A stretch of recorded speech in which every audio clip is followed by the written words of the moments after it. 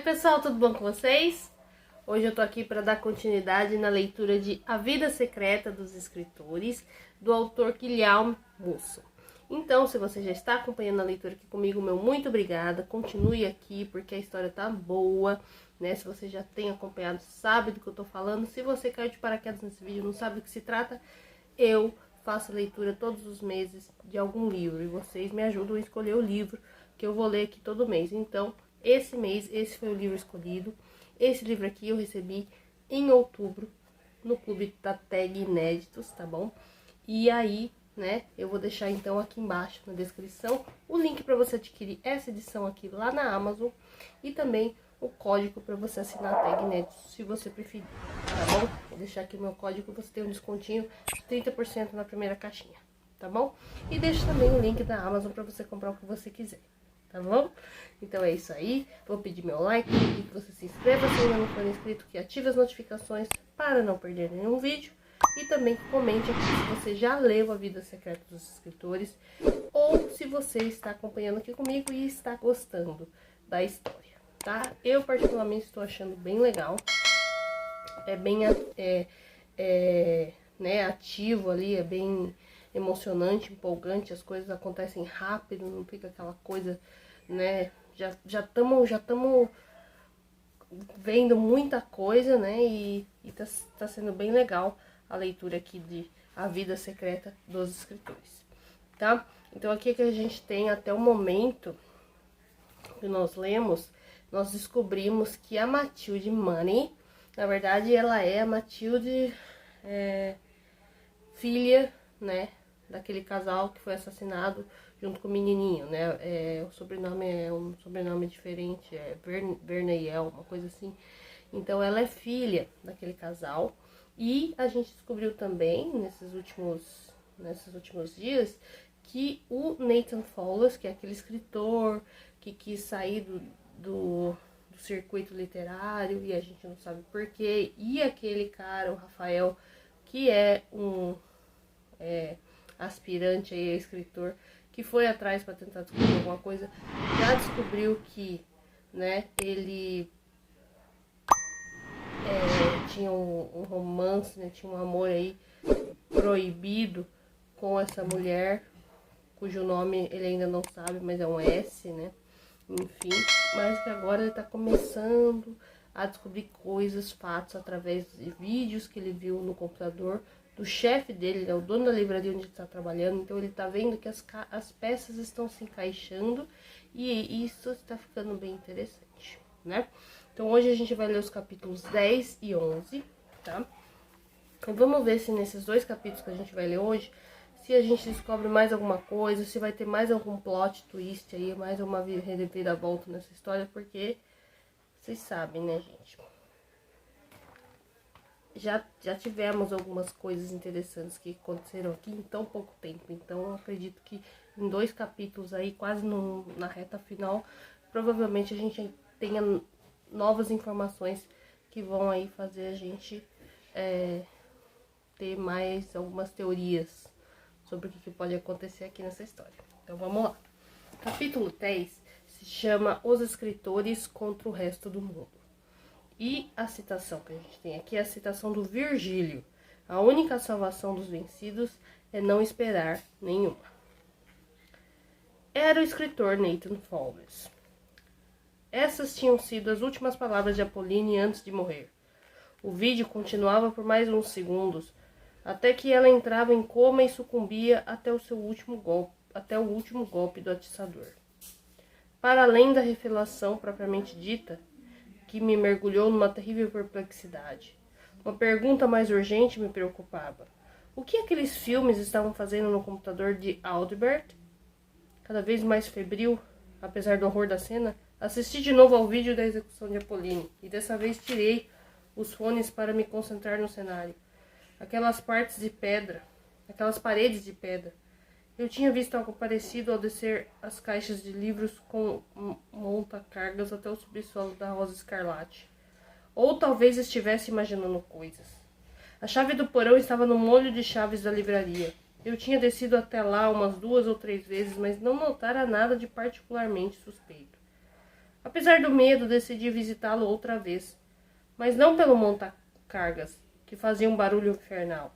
Saí para o pequeno pátio interno, onde o alçapão que permitia chegar ao porão se abria para uma escada de madeira extremamente íngreme. Já nos primeiros degraus, senti um desagradável cheiro de umidade.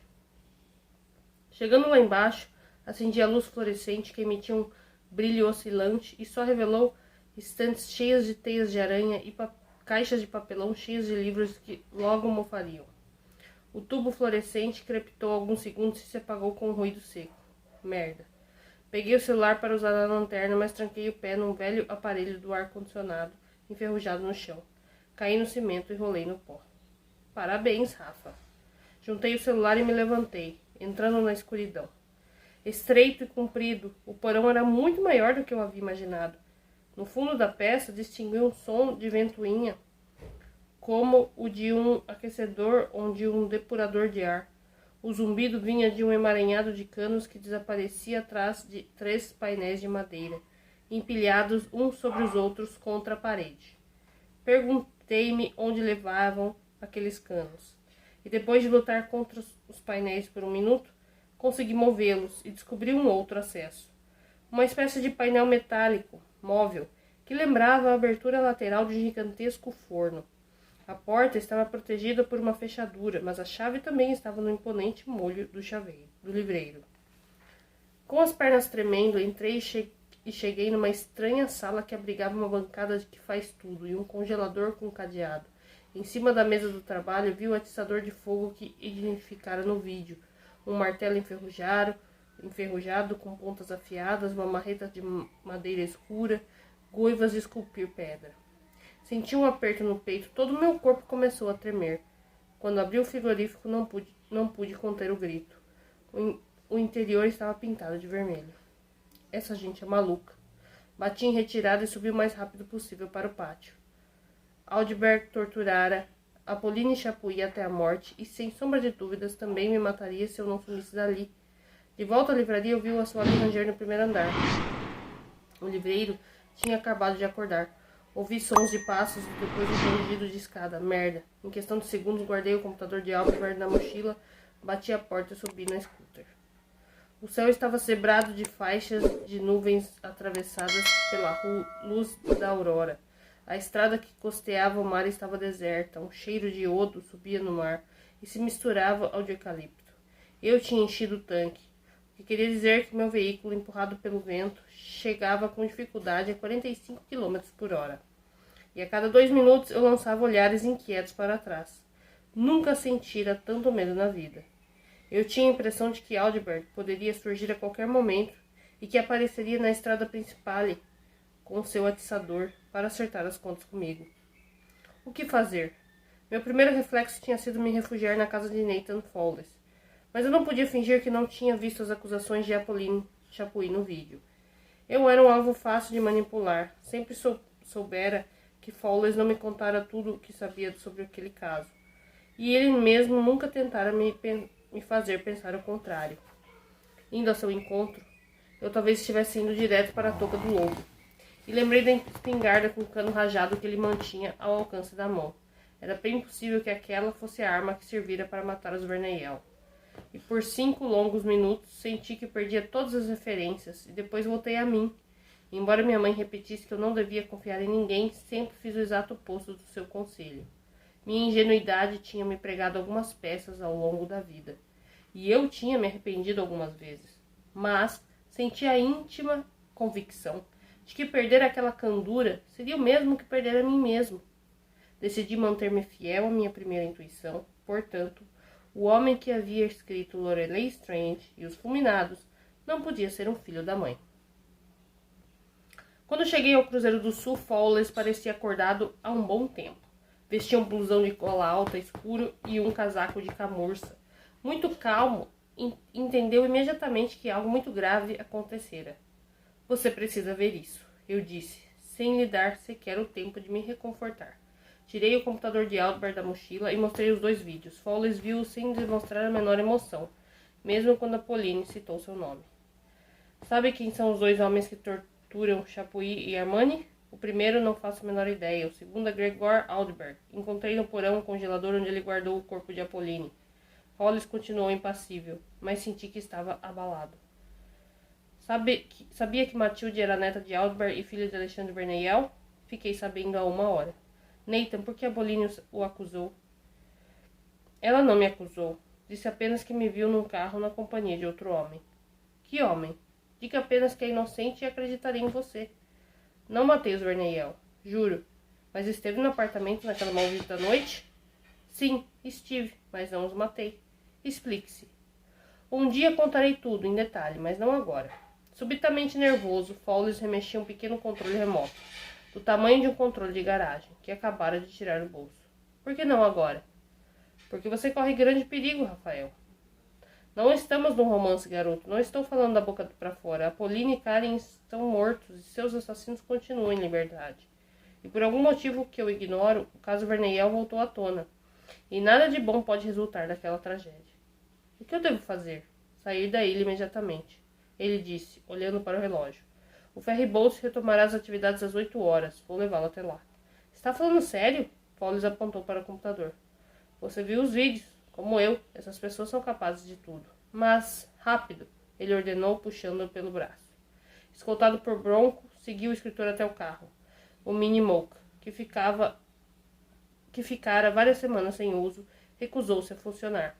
E quando pensei que Fowles tinha afogado o motor, ele insistiu mais uma vez e o carro pegou.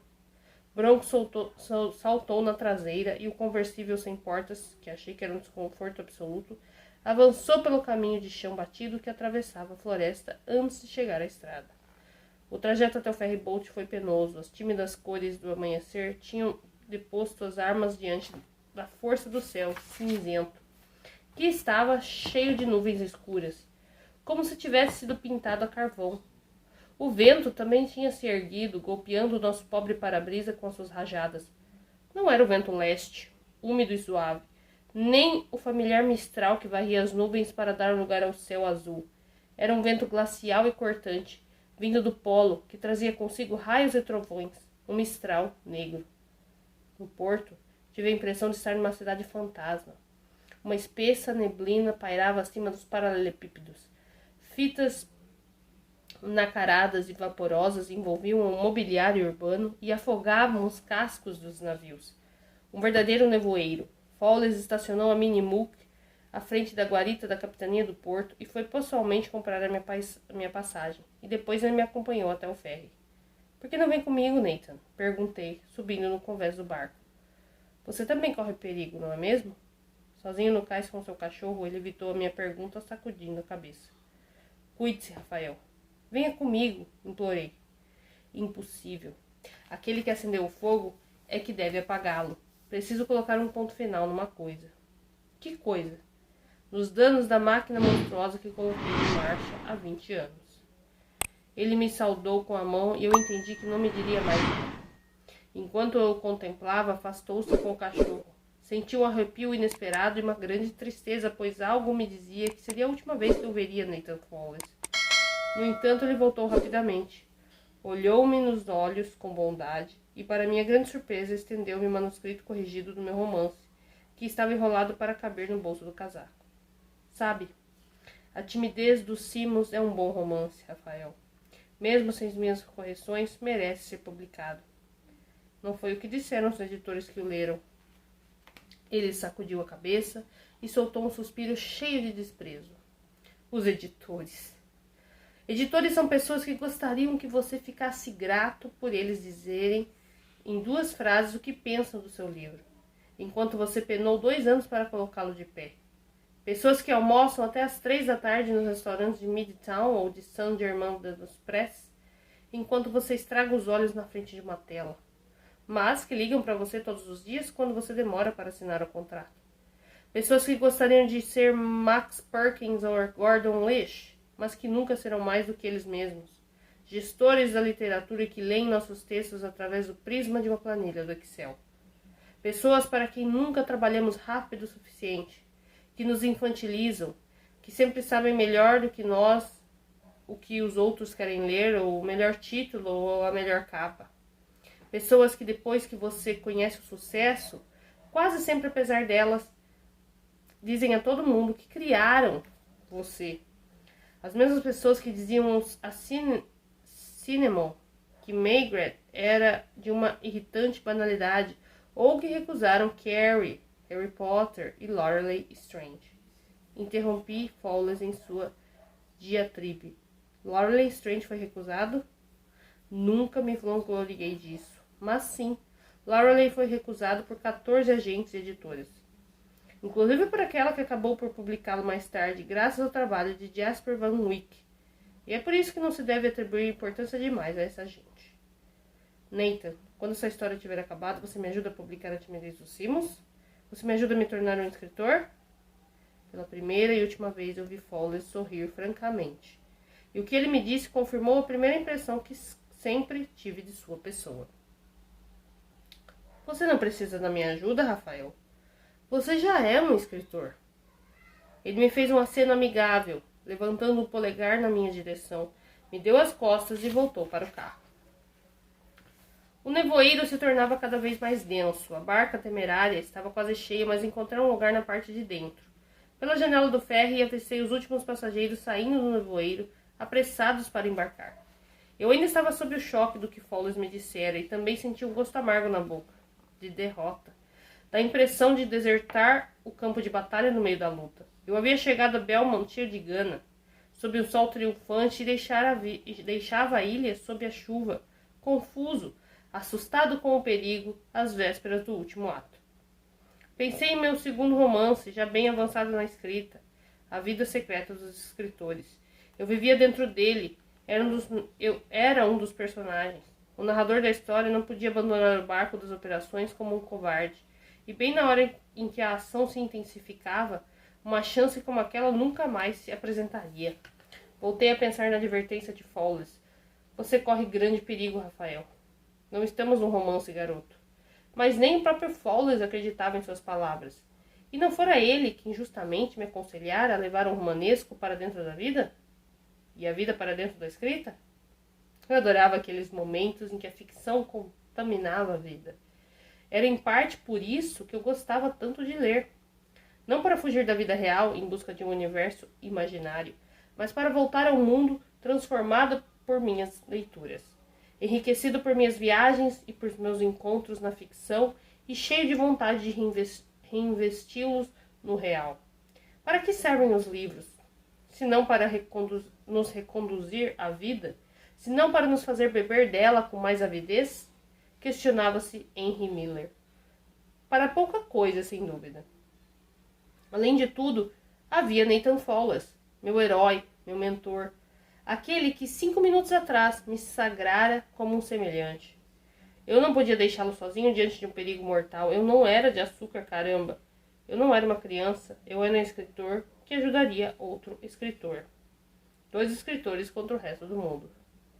Assim que me levantei para voltar ao convés, avistei o furgão de Albert chegando à prefeitura. Um velho Renault 4L pintado de verde musgo, que ele dizia ter comprado de um florista alguns anos antes. Oliveira parou o carro em fila dupla na frente dos correios e desceu para colocar o envelope na caixa de correio. Ele voltou com pressa para o carro, mas antes de se instalar ao volante, olhou demoradamente para o ferry. Escondi-me atrás de uma trave de metal e torci para que ele não me visse. E quando eu saí do meu esconderijo, o furgão dobrava a esquina. No entanto, eu tive a impressão de ainda ver sua seta piscando através do nevoeiro, como se o carro estivesse parado. O que fazer? Eu estava dividido entre o medo e a vontade de compreender. Também me preocupava com Nathan. Agora que sabia do que Aldebert era capaz, eu tinha o direito de abandoná-lo? A sirene do nevoeiro do ferry anunciou a partida iminente. Decida-se. Enquanto o barco largava as amarras, saltei para o pier de madeira. Eu não podia fugir. Ir embora seria desistir, renunciar a tudo o que eu acreditava. Contornei o promontório diante da capitania de porto e atravessei a rua na direção do correio. O nevoeiro estava por toda parte. Segui a calçada até a rua Monteville, onde o furgão do livreiro havia dobrado. A rua estava deserta, mergulhada numa nuvem de umidade, e quanto mais eu avançava na direção do furgão, cujos faróis atravessavam o nevoeiro, mais eu sentia uma ameaça invisível me cercando, prestes a me engolir. e quando eu cheguei à altura do carro, constatei que não havia ninguém no volante. É a mim que procura, ladrãozinho? Virei-me e dei de cara com Aldbert, que usava um impermeável preto. Abri a boca para gritar, mas antes de conseguir emitir qualquer som, ele se atirou sobre mim com um atiçador de fogo com toda a força do que era capaz. E um grito de pavor ficou preso na minha garganta. E ficou tudo preto. Chovia a cântaros. Nathan Fowler tinha saído com tanta pressa que a casa ficara completamente aberta. E de volta ao Cruzeiro do Sul, ele não se deu o trabalho de fechar o portão. A ameaça que precisava enfrentar não podia ser detida com muros ou barricadas. Saiu para o terraço para fechar uma veneziana que batia contra a parede. E com a chuva e a borrasca, Belmont ficava completamente diferente. Não se estava mais no Mediterrâneo, mas numa ilha escocesa atingida por uma tempestade. Fowler se manteve imóvel por vários minutos, ouvindo o martelar da chuva apática. Imagens insuportáveis assaltavam-no sem descanso. O massacre da família Verneyel, a tortura de Carim e a morte de Apollino. A sua cabeça também ecoava as palavras das cartas que ele relera na véspera. As mensagens escritas 20 anos antes àquela mulher tão amada. Exaurido, ele deixou as lágrimas correrem enquanto tudo voltava à tona. A raiva de ter perdido o amor, a vida a que ele havia renunciado, a linha vermelha desenhada pelo sangue de tantos mortos, vítimas colaterais de uma história da qual não passavam de obscuros figurantes. Ele entrou em casa para mudar de roupa. Com roupa seca, sentia um cansaço imenso, como se toda a seiva que nutria seu corpo tivesse secado. Ele queria que tudo acabasse logo. Tinha vivido os últimos 20 anos como um samurai, tentara enfrentar a vida com coragem e honra, seguir uma disciplina e uma via solitária que o haviam levado a se preparar mentalmente para aceitar a morte, para não ter medo do dia em que batesse a porta. Estava tudo pronto. Ele estava pronto. Teria preferido que seu último capítulo não fosse escrito com som e fúria, mas era tarde demais. Ele estava no fronte de uma guerra que jamais seria um vencedor, apenas mortos. Fazia 20 anos que ele sabia que as coisas acabariam mal, e que cedo ou tarde ele seria obrigado a matar ou ser morto, pois aquilo estava na própria natureza do segredo terrível do qual era depositário. Mas nem mesmo em seus piores pesadelos Foles imaginava que a morte que o levaria teria olhos verdes, cabelos dourados e o belo rosto de Matilde Money. Concluímos então o capítulo 10. Capítulo 11. Cai a noite. O que é um bom romance? Você cria personagens que despertem o amor e a simpatia dos seus leitores. Depois você mata esses personagens e você fere o seu leitor. Então ele sempre se lembrará do seu romance. Quem falou isso foi o John Irving. Olha lá, citação. Quando voltei a mim, estava amarrado no banco de trás do Renault 4L de Aldbert. E um demônio invisível raspava o interior do meu crânio com um objeto cortante. E eu sentia muita dor. Meu nariz estava quebrado e eu não conseguia abrir o olho esquerdo e o meu supercílio vertia sangue. Tomado de pânico, tentei me soltar, mas o livreiro amarrara com força os meus punhos e os meus tornozelos com fitas extensoras. Me solte, Aldbert. Cale a boca, garoto. Os limpadores do para-brisa do 4L lutavam contra o aguaceiro que caía. Eu não enxergava direito, mas entendi que nos dirigíamos para o leste, para a ponta do açafrão. Por que fez isso? Calado, já disse. Eu estava encharcado de chuva e suor. Meus joelhos tremiam, meu coração palpitava. Eu estava morrendo de medo.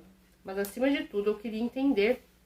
O senhor foi o primeiro a receber as imagens da velha máquina fotográfica, não é mesmo? Não foi a Matilde. Aldbert gargalhou. Recebi-as pelo perfil do Facebook da livraria. Consegue acreditar? O Yankee do Alabama me encontrou graças à primeira foto. Matilde e eu na frente da livraria no dia em que lhe dei a câmera, no seu aniversário de 16 anos. Fechei os olhos para tentar entender o encadeamento dos fatos. Aldbert havia sido, portanto, o grande arquiteto de uma vingança tardia destinada a fazer os assassinos de sua filha, de seu genro e de seu neto pagarem. Mas eu não entendi por que Oliveira arrastara a neta junto naquela vingança. Quando lhe perguntei isso, ele virou a cabeça na minha direção e, quase babando, começou a me insultar. Por que você acha que eu não tentei protegê-la, imbecil? Nunca mostrei as fotos a Matilde. Enviei somente a Patrícia Verneiel, seu avô paterno. Minha mente estava confusa, mas lembrei de ter cruzado com o nome do pai de Alexandre em minhas pesquisas noturnas. Patrícia Verneiel, o antigo grande policial, ex-diretor adjunto da Polícia Judiciária, que ocupava, à época dos crimes, um cargo de conselheiro do Ministério do Interior. Dispensado sob Jospin, ele havia encerrado sua carreira em apoteose quando Sarkozy se tornara ministro do Interior. Patrícia e eu estamos ligados pela mesma dor, continuou o livreiro, acalmando-se um pouco. Quando Alexandre, Sofia e Theo foram assassinados, nossas vidas pararam, ou melhor, nossas vidas continuaram sem nós. Dilacerada pela dor, a mulher de Patrícia se suicidou em 2002. A minha esposa Anita escondia o que sentia, mas no leito de morte no hospital repetia como um mantra que lamentava ninguém ter vingado os nossos filhos. Com as mãos agarradas ao volante, ele parecia falar consigo mesmo. Sentia sua voz uma raiva contida, prestes a explodir. Quando recebi as fotografias e mostrei-as a Patrícia, pensamos na mesma hora que se tratava de um presente de Deus ou do diabo, para que pudéssemos fazer justiça. Patrícia colocou as imagens dos dois vigaristas em circulação junto a alguns ex-membros da polícia judiciária e eles não demoraram a identificá-los. Tentei soltar as minhas mãos mais uma vez, mas as fitas extensoras me cortavam os punhos. Claro que decidimos deixar Matilde de fora do nosso plano, continuou o livreiro, e dividimos o trabalho. Patrícia se ocupou de Armani e eu atraí Chapuis para a ilha, dizendo que o diretor dos vinhedos dizendo ser o diretor dos vinhedos Galinari. Arrebatado pelo próprio relato, Aldebert parecia sentir prazer em detalhar o seu crime. Eu fui esperar a vagabunda à saída do ferry. Era um dia de chuva como hoje, e no carro atingia com um taser e depois descia ao porão. Eu agora percebi o quanto havia subestimado Aldebert. Por trás do jeitão de velho professor interiorano, escondia-se um assassino de sangue frio. Patrícia Verneiel e ele haviam combinado de filmar os interrogatórios para poderem trocá-los. E no porão, ele retomou, sangrei-a com gosto, mas foi um castigo clemente demais comparado a todo o sofrimento que ela nos causou. Porque eu tinha entrado naquela ruela? Porque eu não dera ouvidos a Nathan, caramba? Foi na tortura que ela acabou me dando o nome de Fowles. Então você acha que o Fowles matou os Verneiel? Perguntei. Não. Acho que aquela vagabunda disse o nome ao acaso porque estava na ilha e sabia da ligação de Belmont com o escritor. Acho que os culpados foram aqueles dois cretinos que deveriam ter morrido na prisão. No fim, tiveram o que mereceram. E se eu pudesse matá-los de novo, eu o faria com prazer. Mas então o caso está encerrado, pois Apolline e Karine estão mortos. Para mim, ele estava, mas não para o cabeçudo do Patrícia. Ele queria interrogar o próprio Fowles, mas morreu antes de poder fazer isso. Patrícia Verneiel morreu? Aldebert soltou uma gargalhada demente. Há 15 dias, corrido por um câncer no estômago. E antes do último suspiro, o imbecil não encontrou nada melhor para fazer do que enviar a Matilde um pendrive com as fotos da velha máquina fotográfica, os vídeos e o fruto de nossa investigação.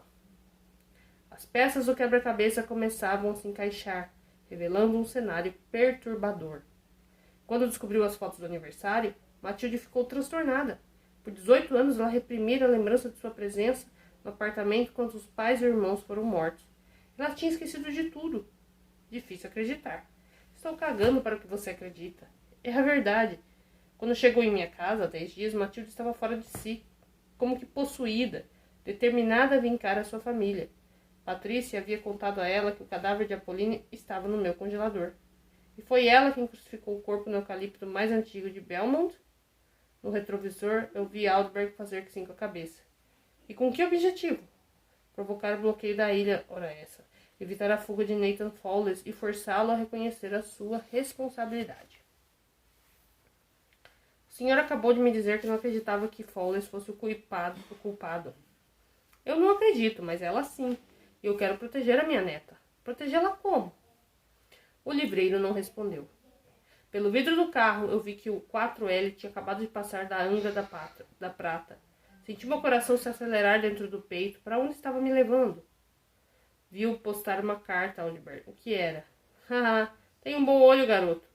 uma carta para a delegacia de Toulon, uma carta em que confesso ter assassinado Apolline e Fowles. Então era por isso que nos dirigíamos ao Cruzeiro do Sul. A ponta do açafrão estava a menos de 1 quilômetro. Aldberg estava decidido a acabar com Fowles. Compreende? Preciso matá-lo antes que Matilde o faça. E eu? Você estava no lugar errado na hora errada. Chamamos isso de dano colateral. Uma pena, não é mesmo? Eu precisava fazer alguma coisa para acabar com aquela loucura. Com os 2 pés amarrados, eu dei um chute forte no assento do motorista. Aldebert não esperava um ataque. Ele deu um grito e se virou na minha direção bem na hora em que um segundo chute o atingia no meio da cara. Filho da mãe! Você vai... O carro deu uma guinada, o teto metálico parecia bombardeado pela chuva e sob aquela barulheira eu tinha a impressão de estar num barco à deriva. Você vai pagar por isso, gritou o livreiro, pegando o atiçador que estava no banco do passageiro. Pensei que ele tivesse recuperado o controle do carro, mas no instante seguinte, o 4L bateu na barreira de proteção e caiu no vazio. Nunca pensei que realmente fosse morrer. Durante os segundos da queda do carro, esperei até o fim que alguma coisa acontecesse para evitar o pior. Porque a vida é um romance. Nenhum autor mataria seu narrador a 80 páginas do fim do livro. O momento não tem gosto de morte, nem de medo. Não vejo o filme da minha vida em ritmo acelerado e a cena não se desenrola em câmera lenta, como no acidente de carro de Michel Piccoli em As Coisas da Vida. Uma estranha ideia me ocorre, no entanto. Uma lembrança, ou melhor, uma confidência feita por meu pai há pouco tempo. Um desabafo tão súbito quanto surpreendente. Ele me disse que sua vida era luminosa, segundo suas próprias palavras, quando eu era criança. Quando você era pequeno, fazíamos um monte de coisa juntos, ele me disse. E era verdade. Lembro de passeios pela floresta, de visitas a museus, de idas ao teatro, de maquetes, de trabalhos manuais. Mas não apenas isso. Ele me levava para a escola todas as manhãs. E durante o trajeto, sempre me ensinava alguma coisa. Podia ser um fato histórico, uma anedota artística, uma regra de gramática, uma pequena lição de vida. Ainda posso ouvi-lo dizer. O particípio passado dos verbos pronominais reflexivos em francês concorda com o complemento do objeto direto quando este é colocado na frente. Exemplo. Aí tá francês aqui, gente. Eu não sei falar isso não. Vira, foi contemplado o céu da Côte d'Azur de Yves Klein. Teve a ideia de criar o tom de azul mais puro possível. O International Klein Blue. O sinal matemático dividir para representar a divisão é um óbelo. Na primavera de 1792, alguns meses antes de ser decapitado, Luís XVI sugeriu substituir as lâminas retas das guilhotinas por lâminas oblíquas para melhorar a sua eficácia. A frase mais comprida de Em Busca do Tempo Perdido tem 856 palavras. A mais famosa tem 8 palavras. Por muito tempo, deitei-me de boa hora. A mais curta, 2 palavras. Ele viu. A mais bonita, 12. A única coisa que amamos é a que não possuímos por inteiro. Foi Victor Hugo quem fez a palavra pieuvre circular na língua francesa, utilizando-a pela primeira vez no romance Os Trabalhadores do Mar. A soma de 2 números inteiros consecutivos é igual à diferença dos seus quadrados. Exemplos. 6 mais 7 igual a 13, igual a 7 elevado a 2, menos 6 elevado a 2. Eram momentos alegres, mas um tanto solenes. E acho que tudo que eu aprendi naquelas manhãs ficou gravado na minha memória. Um dia, eu devia ter 11 anos, o meu pai me disse com profunda tristeza que tinha me transmitido mais ou menos tudo o que eu sabia e que eu aprenderia o resto nos livros. Na hora eu não acreditei, mas um pouco tempo nossa relação se tornou mais distante. O grande medo do meu pai era que eu me perdesse, que eu fosse esmagado por um carro, que eu adoecesse, que um maluco me sequestrasse enquanto eu estivesse brincando na pracinha. Por fim, foram os livros que me separaram dele. Os livros cujos méritos ele tanto havia louvado. Demorei para entender isso, mas nem sempre os livros são vetores de emancipação. Os livros também são fatores de separação. Os livros não apenas derrubam barreiras, eles também as constroem. Com mais frequência do que se pensa, os livros ferem, rompem e matam. Os livros são sóis enganadores. como o lindo rosto de Joanna Pawlowski, terceira princesa do concurso Miss Ile de France 2014. Em pouco tempo do choque, um pouco antes do choque contra o chão, uma última lembrança brota na minha mente. Certas manhãs, no caminho para a escola, quando meu pai sentia que poderíamos chegar atrasados, começávamos a correr nos últimos 200 metros. Sabe, Rafa, ele me disse há alguns meses, acendendo um dos cigarros que fumava até o filtro. Quando penso em você, é sempre essa mesma imagem que me vem à cabeça. É primavera. Você deve ter 5 ou 6 anos. Faz sol e chove ao mesmo tempo. Corremos sob a chuva para que você não se atrase para a escola. Corremos juntos, lado a lado, de mãos dadas, através das gotas de luz. A luz que você tinha nos olhos, sua gargalhada radiante, o equilíbrio perfeito de uma vida. E aqui a gente termina o capítulo 11 e eu tô como em choque, porque a gente vê aqui que, né,